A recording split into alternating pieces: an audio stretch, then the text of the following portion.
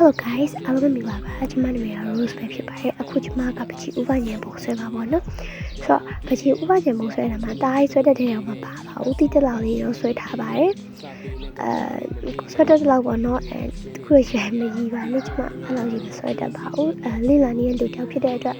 ကိုတိတက်လောက်လေးဒီကိုဟောမအကိုအမအများအားလုံးကိုတိတက်လောက်လေးတွေ့ရမှာဖြစ်ပါတယ်ရှင်။ကျောင်းတွေကိုပြောပြပြီးတော့ငေါ့ချစ်ရဲ့လာလို့မင်းကိုမမေးခင်မင်းရောငါရောနာကျင်မှာမဟုတ်လေဘာသာအများရှိတဲ့အထဲမှာယူတစ်မျိုးစီမို့တေးရင်ပဲသွားရအောင်မလဲ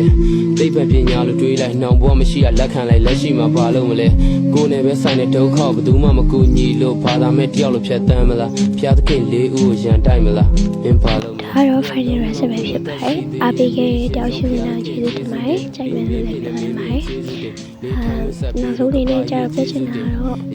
တော့ like ဖြစ် subscribe ဖြစ်တခုလုပ်ခဲ့ဖို့တောင်းဆိုချင်ပါတယ်ရှင်။ Bye bye နိုင်ငံလူတွေမျက်နှာသာပေးခင်တန်မိုးရှိတဲ့ artist တယောက်ကိုဒီလူတွေသာတန်မိုးတွေ့ခင်ဆရာအောင်ချင်းတို့ဖြစ်တယ်လို့မသေးခင် SC1 ပိုင်ရှင်မဲ့ပြီးမသေးခင်စာပေနဲ့ကြပြားတွေမမေ့ခင်